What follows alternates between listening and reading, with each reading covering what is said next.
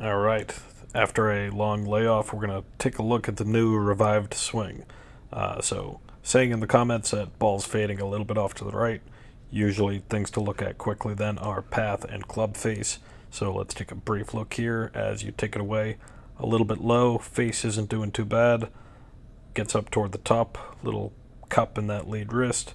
And then, not the worst swing plane here with an iron. I can imagine as the clubs get longer, it gets a little bit more over the top, but then exiting through your impact area a little bit to the left, coming around your body.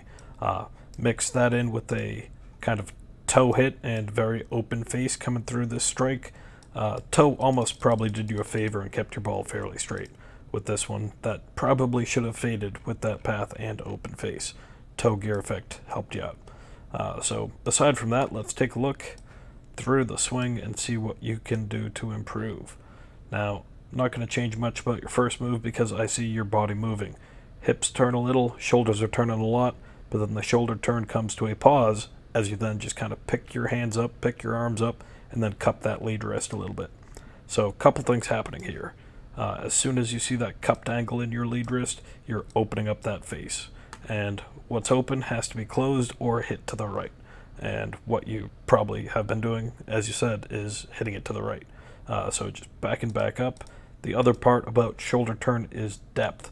Now, when you get a little short-armed here and that elbow's already tucked in, first thing you're going to do is throw that elbow away from your body and then be reaching out after the ball. Early extension, early reach in that arm position coming down through strike, that's going to lead to heavy contact issues amongst a ton of other things. So thing to look for here is to rotate your hips and shoulders back a few more degrees. That should lift that arm up, get you in a higher leveraged position to then move your body. Because coming here on the downswing, the arms just kind of release through, hips follow, and then you turn through, fake it till you make it at the finish. There's no lead of your lower body, or you're not initiating from the ground up. So if you give yourself a little bit more time in the backswing by turning more, then start down with a little slide in your hips into a rotation. There's a lot involved with that second move, but you got to get started on your backswing first. So back to those two, just a little adjustments is a little bit more hip and shoulder rotation to the top of the swing, and then keep everything else fairly the same. Working on your club face, working on your left wrist up at the top. Try to make sure that you don't really cup that wrist.